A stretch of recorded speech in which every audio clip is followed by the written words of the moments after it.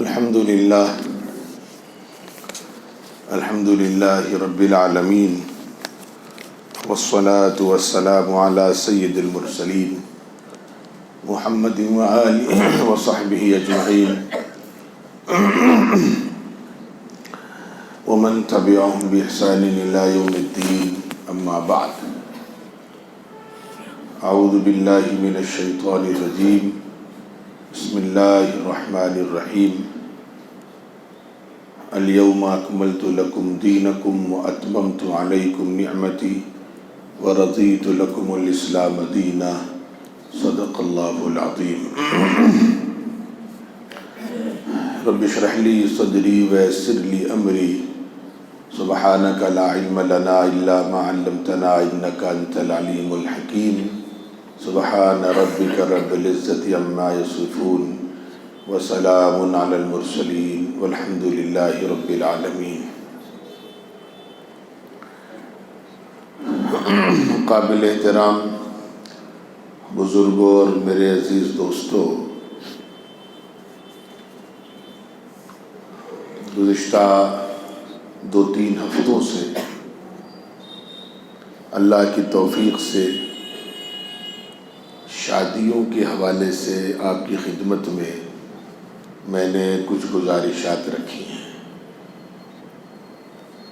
گزشتہ درس میں اسلامی نظام پر میں نے بات کی تھی، جس کا خلاصہ یہ تھا کہ زنا کو اس قدر مشکل بلکہ اس سے آگے بڑھ کر ناممکن اس لیے اسلام نے بنایا ہے کہ یہی سسٹم ہے، یہی اصول ہے کہ زنا جتنا مشکل ہوگا شادی اتنی آسان ہو جائے گی.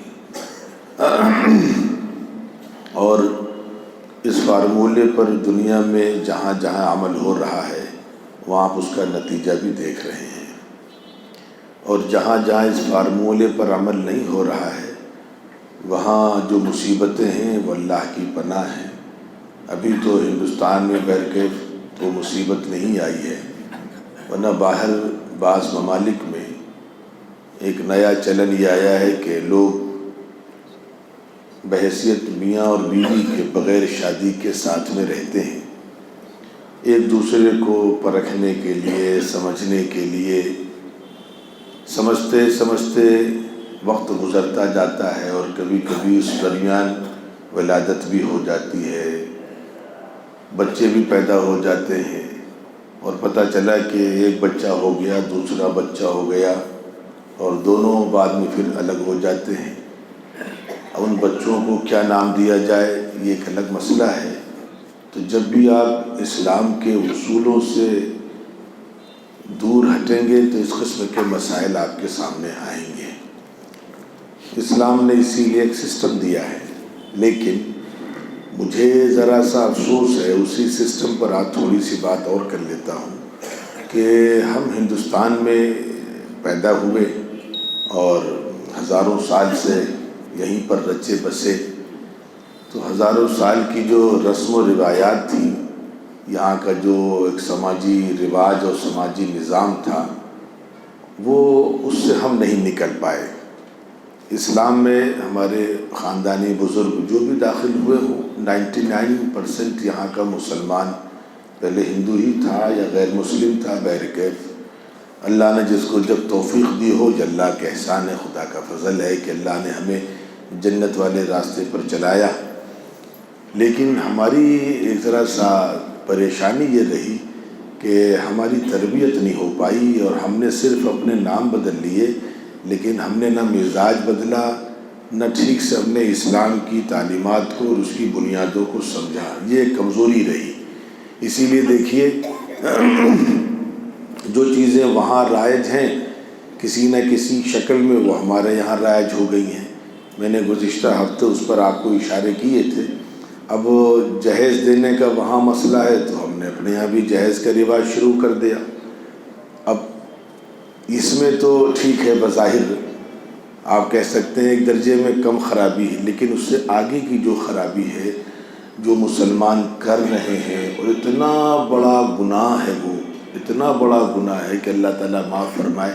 وہی ہندوانہ تہذیب کے زیر سایہ رہے تو وہ چیزیں آج بھی ہمارے اندر پیوست ہیں۔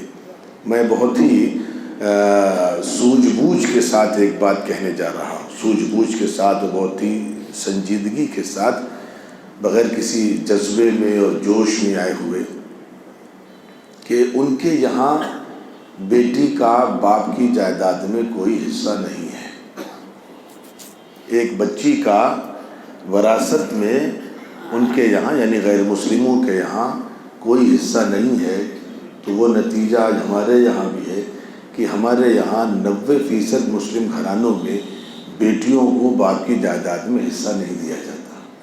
اور جب تجربہ ایسا ہوتا ہے، جب آپ کہیں یہ بات کہیں تو بعض لوگ بیچارے ایسی آنکھیں پھاڑ پھاڑ کر دیکھتے ہیں کہ گویا کہ میں کوئی نئی بات بتلا رہا ہوں۔ میرے عزیزو، یہ میں بتا رہا ہوں اثرات ہیں۔ وہ جہیز دیتے تو ہم بھی جہیز دینے لگے، وہ بارات کے ساتھ شادی کرتے تو ہم بھی بارات کے ساتھ شادی کرنے لگے، وہ ڈھول باجے تاشے تماشے تو ہم بھی اسی طریقے سے کرنے لگے۔ ان کے یہاں منگنی شنگنی تو ہمارے یہاں مہندی کی مصیبت آ گئی۔ ان کے یہاں جہیز ہے تو ہم نے جہیز شروع کر دیا، ان کے یہاں وراثت نہیں ہے تو ہم نے بھی وراثت نہیں دی۔ ایک بڑی پریشانی ہے۔ خالی نام بدل لیے ہم نے، شکلیں بدل لی ہیں، لیکن تقریباً وہی چیزیں۔ اس سے آگے بڑھ کر ایک چیز شادی بیاہ کی بات چیت چل رہی تھی، ایک چیز اور عرض کر دوں، ان کے یہاں بیوہ سے شادی ایک عجب مسئلہ ہے، وہی مزاج ہمارے یہاں بھی ہے۔ پھر بھی کچھ غنیمت ہے صورتحال، لیکن ان کے یہاں آپ سوچئے کہ دوسری شادی ان کے یہاں جس طریقے سے ایک سماجی عائب ہے یا سماجی گناہ ہے، جو بھی ہے، اب ہم نے بھی تقریباً سماجی طور پر اپنے یہاں دوسری شادی کو ایک عیب بنا دیا ہے۔ حالانکہ اس پر میں بہت پہلے باتیں عرض کر چکا ہوں کہ نہ جانے کتنی بچیاں ہیں بیچاری جن کی شادیاں ہوتی ہیں 2 سال 4 سال 5 سال 6 سال 8 سال 10 سال میں شوہروں کا انتقال ہو جاتا ہے۔ ایک بچہ ہے چھوٹا سا، 2 بچے چھوٹے سے ہیں، اب کنوارا تو اس سے شادی کرے گا نہیں، ظاہر سی بات ہے کہ یہاں مزاج بنا ہوا ہے۔ حالانکہ یہ غیر اسلامی مزاج ہے، لیکن میں نے وہی بتایا بار بار کہ جو چیزیں وہاں ہیں وہ چیزیں مسلمانوں میں ہیں۔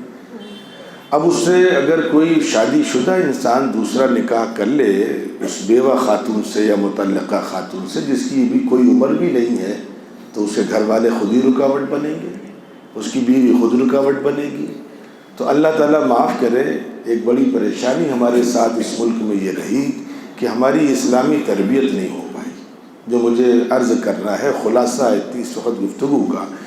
چنانچہ میرے عزیزو، جہیز کی جو مصیبت ہے، ہمارے بڑوں نے اس پر ذرا ہوم ورک کیا کہ اس مصیبت سے انسان کیسے بچ سکتا ہے۔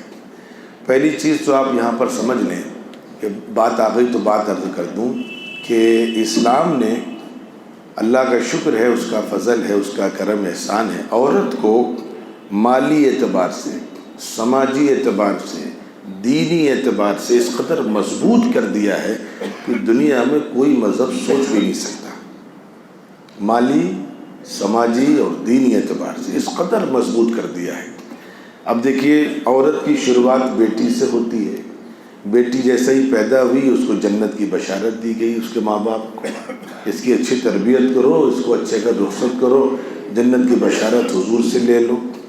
پھر اس کے بعد جب بیٹی باپ کے گھر سے رخصت ہوئی تو کہا اس کو جہیز میں وہ وراثت میں حصہ دو۔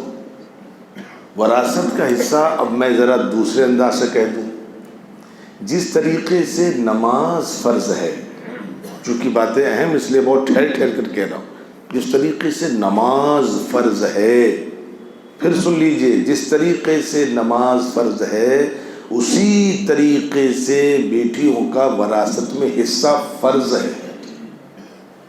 یعنی فرض ان احکامات کو کہتے ہیں جو اللہ تعالیٰ ڈائریکٹ قرآن میں دیتے ہیں۔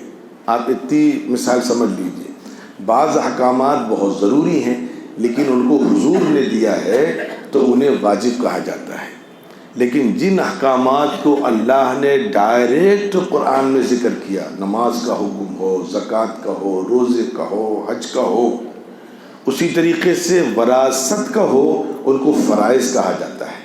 تو وراثت بھی اسی درجے میں فرض ہے، اور وہی درجہ وراثت کو بھی حاصل ہے جو درجہ نماز کو حاصل ہے۔ تو اب یہاں پر میرے عزیزو، بچی پیدا ہوئی تو باپ کے گھر سے رخصت ہوئی تو باپ کو حکم دیا گیا وراثت دے دینا، یہ معاف نہیں ہوتا حصہ، ورنہ بچوں کے لیے اپنی آخرت برباد مت کرنا۔ پھر وراثت کے مسائل ہیں، میں مسائل نہیں بیان کروں گا یہاں پر، وہ جس کو پوچھنا ہے نماز بعد مجھ سے سمجھ لے، ملاقات کر لے۔ اب چلیے، پہلے بیٹی کو سماجی طور پر اس کی عزت کی، بیٹیاں پیدا ہوتی تھیں تو لوگ اس کو زندہ دفن کر دیتے تھے، اسلام نے ایک مقام دیا کہ تمہیں جنت لے جائے گی۔ مالی اعتبار سے کہا کہ اس کو وراثت دینا۔ اب بیٹی جب وہاں سے رخصت ہوئی تو کسی کی بہن بنی، وہ بیوی بنی کسی کی۔ جب بیوی بنی تو اس کو 3 حصے دیے شریعت نے۔ پہلا حصہ بیوی بنتے ہی شوہر سے کہا مہر ادا کرو اس کو، دنیا میں کہیں کسی مذہب میں مہر نہیں ہے۔ اب دوسرا مسئلہ یہ کہا مہر کے بعد اس کے ساتھ بھلائی سے، نرمی سے پیش آنا، اس کو کھانا کھلانا پلانا سب تمہارا کام ہے۔ اور پھر اگر اللہ نہ کرے شوہر کا انتقال ہو گیا تو اس شوہر کی جائیداد میں جہاں ان کے بچوں کا حصہ ہے وہاں پہلے اس کی بیوی کا بھی حصہ ہے۔ اب اس کے حصے الگ الگ ہوتے ہیں، 2 بیویاں ہیں تو کیسے ہوگا، 3 ہیں تو کیسے ہوگا، اولاد والی ہے تو کیسے ہے، بے اولاد والی تو کیسے، لیکن حصہ ہے۔ اب وہ مسائل آپ بعد میں سمجھ لیجئے گا۔ اب اس کے بعد بیٹی تھی تو حصہ دیا شریعت نے، بیوی بنی تو مہر دیا، بیوی بننے کے بعد شوہر کا انتقال ہوا تو شوہر کی وراثت میں حصہ دیا۔ اب ماں بن گئی کسی کی، تو ماں بننے کے بعد بیٹے سے کہا اگر کسی کا انتقال ہو جائے، اس کے والدین دونوں زندہ ہوں یا ان میں سے ایک زندہ ہو، تو بیٹوں کی جائیداد میں ماں باپ کا حصہ رکھا ہے۔ ہر جگہ مال دیا، اور مال کے بعد ہر جگہ محفوظ کر۔ بیٹی تھی تو کس سے کہا؟ باپ سے، تم کھلاؤ پلاؤ، تمہارا جو پیسہ رکھو۔ بیوی بنی تو شوہر سے کہا تم کھلاؤ پلاؤ۔ ماں بنی تو بیٹوں سے کہا تم کھلاؤ پلاؤ، جو کھلاؤ پلاؤ گے تمہارے لیے ذخیرہ آخرت ہوگا۔ اور کھلانا پلانا نہیں، خدمت بھی کرنی ہے، ماں کی بھی خدمت کرنی ہے، بحیثیت بیوی کے اسی غلطیوں کو نظر انداز کرنا ہے۔ اور جب ماں ہے تو ماں کا تو مقام بہت بلند ہے۔ تو اس طریقے سے مضبوط کیا۔ اب جو لوگ یہاں پر، اللہ تعالیٰ معاف کرے، جو لوگ یہاں پر اسلام پر الزام لگاتے ہیں کہ یہ تو بات صحیح نہیں ہے کہ بیٹے کو دگنا حصہ مل رہا ہے اور بیٹی کو ایک حصہ مل رہا ہے، وہ میں اس سے پہلے کئی بار یہاں سمجھا چکا ہوں کہ صحیح معنوں میں دیکھا جائے تو ناانصافی بیٹوں کے ساتھ ہے، بیٹیوں کے ساتھ نہیں ہے۔ جلدی سے دوبارہ عرض کر دیتا ہوں، اگرچہ مجھے یاد ہے میں نے بہت پہلے اس کو بھی ٹھیک سے آپ کے سامنے رکھا ہے۔ مان لیجئے کہ ایک شخص ہے اور بیٹوں کو جو دوگنے حصے دیے اس کی وجوہات سمجھتے چلیے گا۔ اصل میں پریشانی یہی ہے، دنیا کی دوسری تہذیبوں کو یہی خوف ہے، مسلمانوں سے کوئی اعتراض نہیں ہے کہ اگر اسلامی نظام کی حقیقت دنیا کے سامنے کھل گئی اور اس میں کتنے فائدے پوشیدہ ہیں، اور عقلی اعتبار سے، میں کہتا ہوں مذہبی اعتبار سے بھی نہیں، عقلی اعتبار سے کتنے لاجک ہیں اسلامی احکامات، تو دنیا تیزی سے اسلامی احکامات کی طرف راغب ہو جائے گی۔ اس لیے پروپیگنڈے کرو، اسلاموفوبیا کرو۔ لاجک سمجھ لیجئے پہلے یہاں پر، تاکہ جو لوگ کبھی اس محفل میں نہ رہے، اور جو میں نے عرض کی تھی کہ ایک اعتبار سے دیکھا جائے تو ناانصافی مرد کے ساتھ ہے، عورت کے ساتھ نہیں ہے۔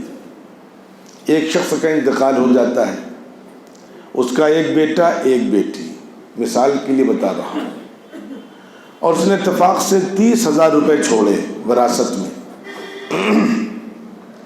اب یہاں پر 10,000 روپے بیٹی کو ملیں گے، 20,000 روپے بیٹے کو مل جائیں گے۔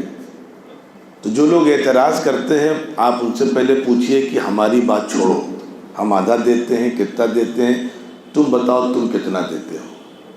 تو پتہ چلا کہ ہمارے ہندو بھائیوں کے ہاں بہنوں کا مذہبی اعتبار سے باپ کی جائیداد میں 1 پیسے کا حصہ نہیں ہے۔ پہلے اس ملک کی باتیں کریں ہم، اب اپنے یہاں آ جائیے کہ پھر بھی ناانصافی بظاہر، جب دونوں ایک ہی ماں باپ کی سنتان ہے، تو آپ نے یہ کیا طریقہ بتایا کہ اس کو 10,000 اور لڑکے کو 20,000 مل رہے ہیں۔ اب آگے آ جائیے، اتفاق سے باتوں کو سمجھتے چلیے۔ وہ بچی، اس لڑکے کو 20,000 ملے، لڑکی کو 10,000 ملے، باپ کا انتقال ہو گیا، ماں بھی زندہ ہیں، یہ ذہن میں رہے صورتحال تاکہ آپ کو سمجھ میں آئے۔ ادھر اتفاق سے ایک شخص ہے، اس کا بھی انتقال ہو گیا، اس کا بھی ایک بیٹا ایک بیٹی، تو بیٹے کو 20,000 یہاں ملے، 30,000 وہاں چھوڑے انہوں نے، اور 10,000 بیٹی کو مل گئے۔ یہ مثالیں دے رہا ہوں تاکہ بات سمجھ میں آئے۔ اب وہاں ان دونوں نے آپس میں طے کر لیا کہ تم میری بہن سے رشتہ کر لو، میں تمہاری بہن سے رشتہ کر لیتا ہوں۔ چنانچہ انہوں نے جب ان کی بہن سے رشتہ کیا تو رشتہ کرتے ہی 10,000 روپے مہر میں دینے پڑ گئے۔ یہ بیٹی جب اپنے گھر سے چلی تھی تو 10,000 روپے لے کر کے چلی تھی، شوہر کے پاس پہنچی، وہاں پہنچتے ہی 10,000 روپے وراثت میں وہ مہر میں لے لیے، بیٹی کے پاس آ گئے 20,000 اور شوہر کو 10,000 بچے۔ اور یہاں اسلام نے بیٹی سے کہا بٹیا یہ پیسے تمہارے ہیں، اس کو حفاظت سے رکھو، تم پر نہ اپنا خرچ ہے، نہ شوہر کا، نہ بچوں کا، کوئی خرچ نہیں ہے۔ شوہر کے ذمہ کئی چیزیں ڈال دیں۔ اب یہاں بھی 10,000 بچے، ملے تھے 20,000، وہاں بھی 10,000 بچے، دونوں جگہ صورتحال پلٹ گئی، الٹی ہو گئی۔ اب یہاں پر شوہر پر خرچ کتنے ڈالے وہ دیکھیے، 10,000، ایک تو 20,000 دے کے 10,000 بچے، اوپر سے کہا جا رہا ہے کہ تمہیں ولیمہ کرنا ہے، ولیمے کے بعد تمہیں اس 10,000 میں اپنی بیوی کا خرچ اٹھانا ہے۔ اس کے بعد سنیے ایک مسئلہ، جب لوگ کہتے ہیں کہ بھئی ایک ہی ماں باپ کی دونوں سنتانیں ہیں تو برابر برابر ملنا چاہیے، یہ جو بٹیا یہاں سے 10,000 روپے وراثت کے لے کر کے گئی تھی، اب کبھی اس کی بھی تو ماں ہے، اس بیٹے کی بھی ماں ہے، بیٹی کی بھی ماں ہے، اس ماں کی کفالت کون کرے گا؟ اس ماں کی کفالت، تیمارداری، دوا، علاج، خرچہ پانی سب اس بیٹے پر رکھا ہے شریعت نے۔ تو بیٹے کو اگر 20,000 روپے دیے تھے لیکن آدھے تو نکل گئے مہر میں، اور جو بچے اس میں بیوی کا خرچ بھی، ماں کا خرچ بھی ہے، اور وہ تو 10,000 روپے لے کر کے وہاں سے کنارے ہو گئی بیٹی، نہ ماں سے مطلب نہ گھر سے مطلب۔ اب ہو سکتا ہو اس کو وراثت میں 10,000 مل بچے ہوں اور ماں پہ خرچ 50,000 روپے کا آ جائے۔ یہ اسلامی نظام ہے۔ عورت کو جو حفاظت اسلام نے دی ہے، اللہ تعالیٰ معاف کرے، دنیا کا کوئی مذہب سوچ نہیں سکتا۔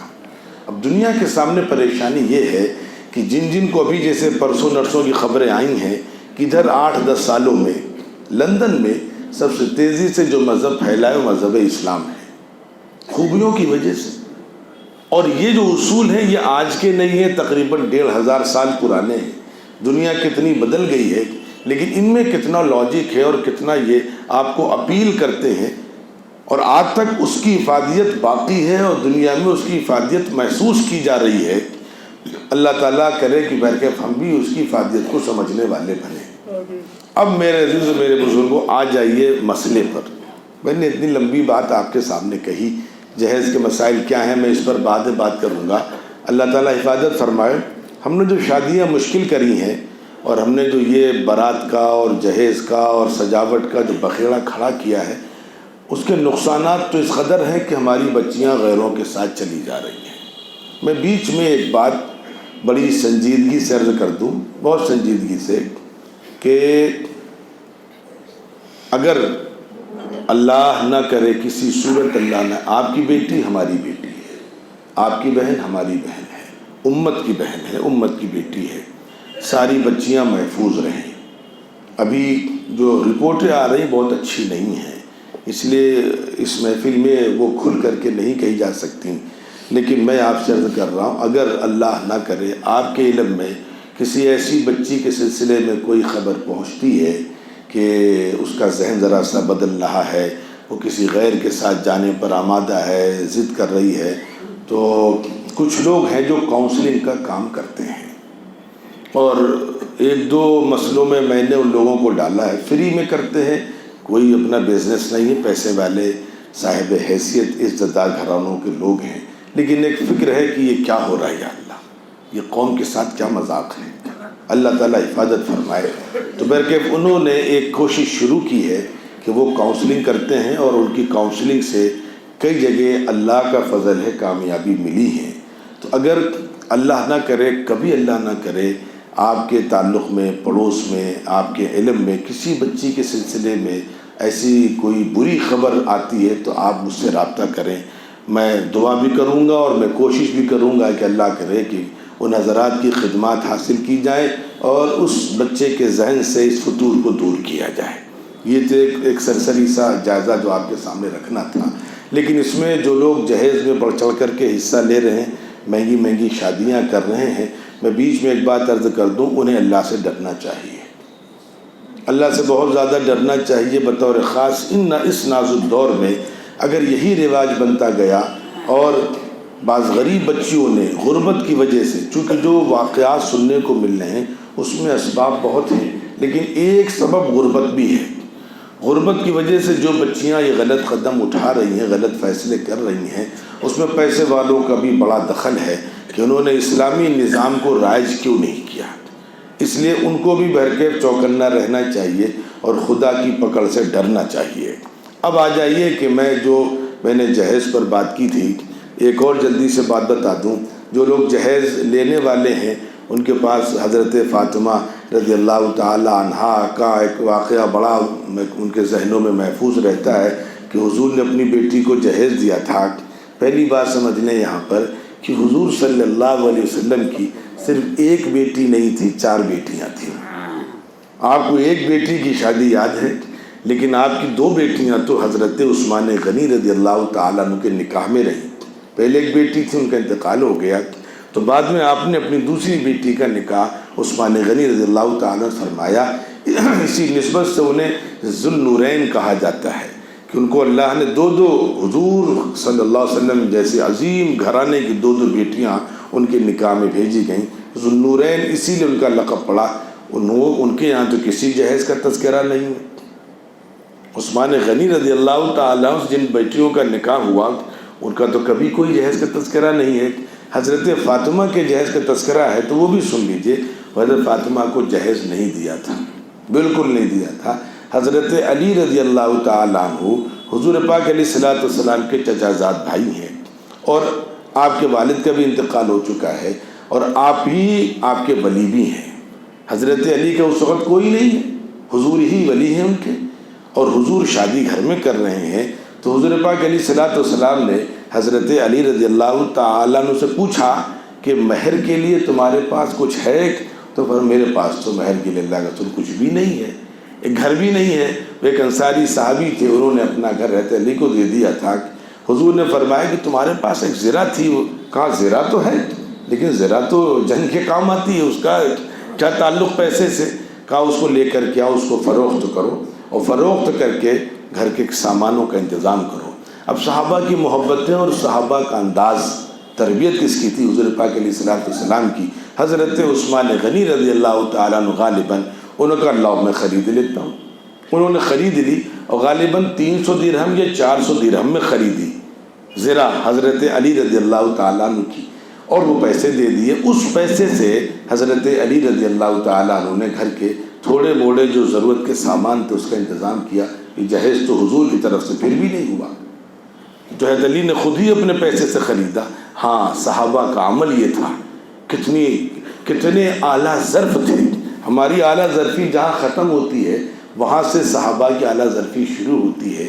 اس وقت حضرت عثمان غنی رضی اللہ تعالیٰ عنہ نے باضابطہ وہ زرہ خریدی اور باضابطہ پیسے دیے۔ ایک مدت کے بعد جب ساری باتیں شادی بیاہ بالکل ایک نارمل زندگی گزرنے لگی، ایک مدت کے بعد اس زرہ کو عثمان غنی رضی اللہ تعالیٰ عنہ نے پھر حضرت علی رضی اللہ تعالیٰ عنہ کو ہدیہ کر دیا۔ یعنی اس وقت اگر کہتے کہ پیسہ میں ایسے ہی دے دیتا ہوں تو یہ آپ کی شان کے خلاف تھا۔ حضرت علی کا مقام جو تھا وہ اس لائق نہیں تھا کہ ان کو اس انداز سے کوئی پیسہ دے۔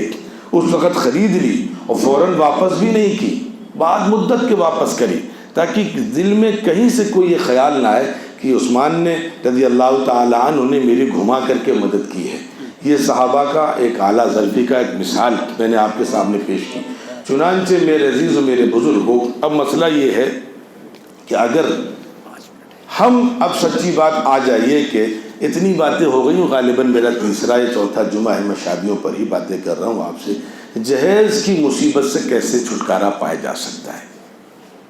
اس کے لیے اب 2-3 چیزیں سمجھ لیں، انشاءاللہ العزیز جہیز کی مصیبت سے نجات مل جائے گی۔